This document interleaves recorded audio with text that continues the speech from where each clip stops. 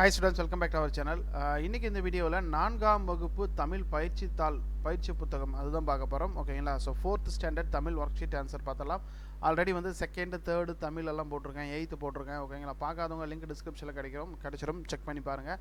இன்றைக்கி பயிற்சி தாள் 1. ஓகேங்களா? ஆல்ரெடி நிறைய பேர் பார்த்துருப்பீங்க, இருந்தாலும் வந்து இது வந்து நோட் பண்ணிக்கோங்க. அடுத்து வரக்கூடிய நாட்களில் ரொம்பவே யூஸ்ஃபுல்லாக இருக்கும்.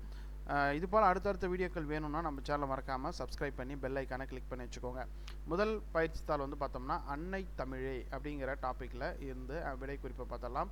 அன்னை தமிழே பாடலின் ஆசிரியரை தெரிவு செய்க அப்படிங்கிறது ஒரு 4 பிக்சர் வந்து கொடுத்துருக்காங்க. பாரதியார், பாரதிதாசன், காமராஜர், அழவல்லியப்பா அப்படின்னு சொல்லிட்டு கொடுத்துருக்காங்க. ஸோ அன்னை தமிழே இந்த பாடலுடைய ஆசிரியர் வந்து பார்த்தோம்னா நா. காமராசன். இதுதான் வந்து சரியான விடை. ஓகேங்களா? ஸோ ஃபர்ஸ்ட் ஒன் வந்து 3rd ஆப்ஷன். இந்த விடையை எடுத்து இங்கே எழுதிக்கோங்க, நா. காமராசன். அடுத்ததாக வந்து 2வது வந்து கோடிட்ட இடத்தை நிரப்புக. அன்னை தமிழே இன் ஆவி கலந்தேன். அன்னை தமிழே என் ஆவி கலந்தேன். இதில் வந்து பார்த்தோம்னா இத்தொடரில் ஆவி என்னும் சொல் உணர்த்தும் பொருள் வந்து உயிர். ஸோ ஆவி அப்படின்னா அதுக்கு வந்து உயிர். ஓகேங்களா? ஸோ 3rd வந்து பார்த்தீங்கன்னா பொருத்தமான நிறுத்தற்குறியீடுகளை இடுக. என் அன்னையாகிய தமிழே, இங்கே வந்து ஒரு ஆச்சரியக்குறி. என் உயிரில் கலந்தவளே, இங்கே ஒரு ஆச்சரியக்குறி. உன்னை புகழ்வதற்காகவே உலகில் பிறப்பெடுத்தேன், இங்கே வந்து ஒரு புல் ஸ்டாப். ஓகேங்களா? ஸோ இதுதான் வந்து நிறுத்தற்குறியீடுகள். இங்கே வந்து ஜஸ்ட் ஒரு புல் ஸ்டாப் மட்டும் வச்சிங்கன்னா போதுமானது. அடுத்ததாக வந்து 4th பாடல் அடியை முறைப்படுத்தி எழுதுக. இங்கே வந்து சில வேர்ட்ஸ் வந்து கொடுத்துருக்காங்க, இதை வந்து நம்ம அரேஞ்ச் பண்ணி எழுதணும். சொல்லி விளையாட தந்தவளே சொல்லில், இதை வந்து சொல்லில் விளையாட சொல்லி தந்தவளே அப்படிங்கிற மாதிரி நம்ம வந்து முறைப்படுத்தி எழுதியிருக்கோம். ஓகேங்களா?